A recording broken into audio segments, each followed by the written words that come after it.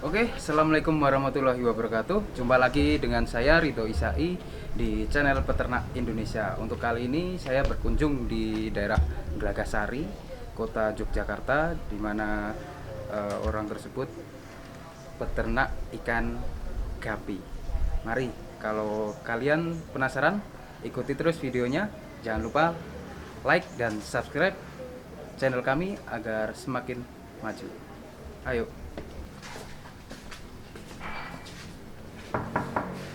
Assalamualaikum. Waalaikumsalam. Weh, Mas Halo. Rito. Halo Mas Sandra. Ini jadi seorang owner di ternak gapi, ikan gapi ya.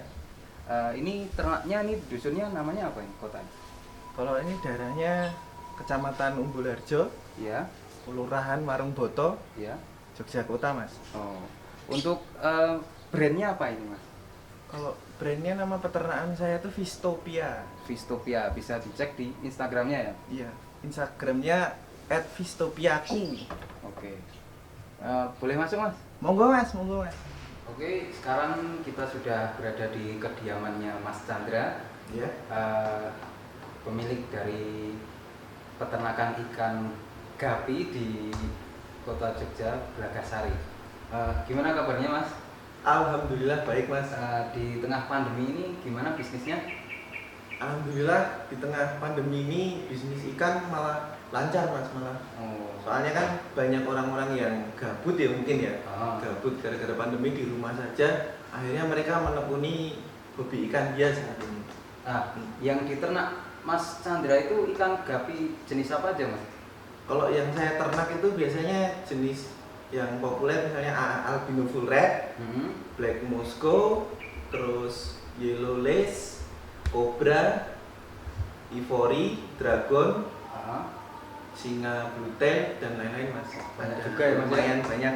Untuk harganya itu Dari mulai kisaran sepasang 25.000 sampai yang 500.000 ada Mas. jadi teman-teman sobat ternak, harganya aja untuk kita bisa memulai bisnis itu bisa dengan modal yang sangat terjangkau ya teman-teman. Iya. Itu bisa dijelasin nggak Mas, jalan ceritanya kok bisa menjurus ke ikan gapi ini bagaimana? Pada dasarnya kan soalnya kan saya dari dulu memang udah suka ya sama ikan gapi Mas. Dari saya SMP itu sebenarnya udah suka karena sama seperti ikan moli, ikan gapi itu ikan yang mudah beranak. Namun setelah saya ini sekarang ada sosmed, saya baru tahu kalau ada ikan-ikan yang berkualitas dan warnanya itu udah beda-beda Mas. Kalau dulu kan cuma ada varian lama itu cuma kobra, loreng-loreng, corak merah, hitam, terus pedang. Saat ini variannya ada macam-macam Mas, sudah bermutasi, ada yang kelas medusa, jadi ekornya delta tail, jadi big tail, jadi crown tail, swallow ribbon, terus crown tail itu kayak ikan beta shrimp tuh. Oh, dengar-dengar ini sebagai catatan ya teman-teman sobat ternak, Mas Chandra ini adalah salah satu lulusan sarjana pendidikan bahasa Inggris di universitas terkemuka di kota Yogyakarta. Tapi dia malah memilih banting setir di ikan gapi. Ya mungkin sebagian banyak orang memandang remeh pekerjaan tersebut ya, tapi mereka kebanyakan belum tahu di balik rahasia suksesnya Mas Chandra ini. Saya pernah dengar juga Mas, ini kayaknya dulu pernah jadi buzzer politik ya Mas? Iya dulu Mas, itu waktu masih muda banget Mas, masih butuh-butuh. Itu sebelum ternak gapi gitu? Iya Mas. Itu masih sulit, saya dulu tuh kerja utamanya jadi guru. Jadi guru. Honorer. Terus Kan, sempat kilaf jadi buzzer itu ya Mas? iya Mas. Soalnya kan ya guru honorer kan masih belum cukup untuk ngapa-ngapain. Jadi teman-teman ini dulu pernah jadi guru honorer di salah satu sekolah swasta di Jogja. Kemudian karena saking butuhnya dia banting setir ke dunia agak gelap ya. itu sebagai buzzer politik. Jadi teman-teman itu kalau sama temennya sendiri nggak usah ribut lah, antara pilihan paslon A atau B itu nggak usah ribut. Sebenarnya ada orang-orang di belakangnya itu yang sukanya apa itu ya, black campaign Ya, buat propaganda Mas. ya buat propaganda. Jadi nggak usah ribut-ribut soal politik gitu. Lanjut lagi ke masalah ikan tadi. Untuk omsetnya per bulan sampai berapa Mas? Ya, kalau biasanya ya Mas, bersihnya itu bisa 5 sampai 10 Mas. Ya tergantung sih. Lumayan teman-teman untuk ternak ikan yang kita kadang menilainya itu rupiahnya sangat kecil, tapi pangsa pasarnya juga bagus. Bisa nanti dicontoh teman-teman agar Mas Chandra bisa menginspirasi teman-teman lainnya yang ingin memulai, apalagi di suasana pandemi ini. Untuk pemasarannya bagaimana Mas itu Mas? Saya lewat online Mas, sama online. biasanya teman-teman komunitas yang jadi seller-seller itu malah datang ke tempat saya gitu. Saya malah kadang jarang ngiklan tuh, atau mereka udah ngiklanin sendiri. Oh gitu. Untuk Instagramnya apa Mas? Untuk Instagramnya Vistopiaku. Oh, bisa nanti dilihat di bawah ini ya. Iya. Instagramnya.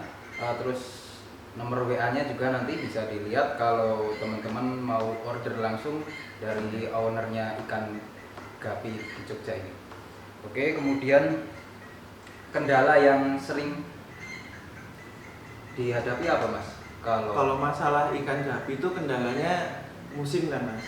Kalau sekarang kan Indonesia kan nggak bisa dijagain kan, pancarobanya itu tiba-tiba berubah. Siang panas, malam tiba-tiba dingin banget.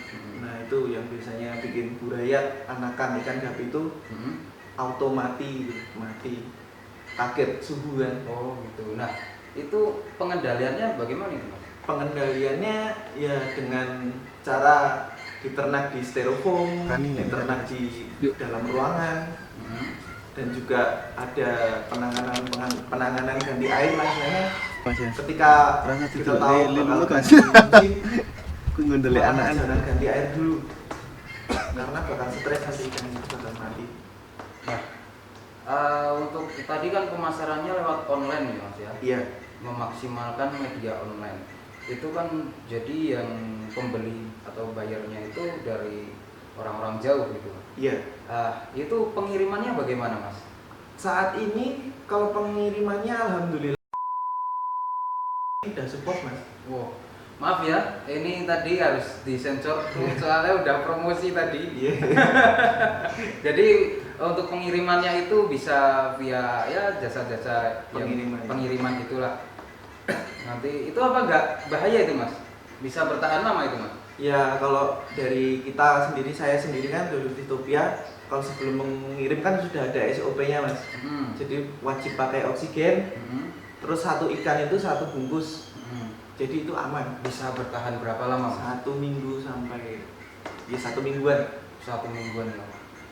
Ini teman-teman, jadi potensi di gapi ini untuk pengirimannya sangat mudah bahkan ke seluruh Indonesia ya Mas ya? Iya ya Mas. Ekspor mungkin juga bisa ya Mas ya? Iya Mas. Saya pernah kirim tapi titip temen sih Mas ya. Iya, karena saya belum punya jalurnya. Itu kirim dragon, jenis dragon itu kan jenis gapi yang hasil dari Indonesia, ciptaan orang Indonesia gitu.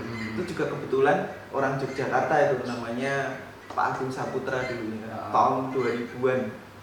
Nah itu tuh di luar negeri masih jadi primadona karena coraknya itu unik. Kalau saya biasanya di Instagram itu kadang orang luar negeri tertarik untuk jenis-jenis tertentu. Jadi untuk pangsa pasarnya sendiri sekarang masih luas ya Mas? Iya masih luas, peluangnya masih banyak Mas. Penghobi juga banyak Mas. Iya. Ikan gapi itu ya. Gapi itu kan bisa dikategorikan jadi hias atau kontes. Kalau yang hias juga bisa untuk penghias aquascape kan juga bagus Mas. Iya. Sekarang kan sedang tren juga kan aquascape itu. Kan ikan gapi itu warna-warni jadi cocok untuk aquascape. Terus kontesnya juga lancar di mana-mana. Se-Indonesia ini kompak, hampir tiap bulan ada. Ya harganya jadi melambung dengan kualitas ya, diiringi dengan kualitas gapi itu sendiri. Kalau untuk 1 ekor betina itu bisa beranak berapa Mas? Untuk 1 ekor betina gapi itu bisa mulai dari 20 sampai ratusan Mas. 1 ekor. Sedangkan 1 ekornya bisa sampai 500.000 ya Mas ya? Iya Mas, jadi sebenarnya kalau main gape itu kita memikir analoginya bisnisnya yang murah dulu. Misalnya nih, yang harga 1000-an.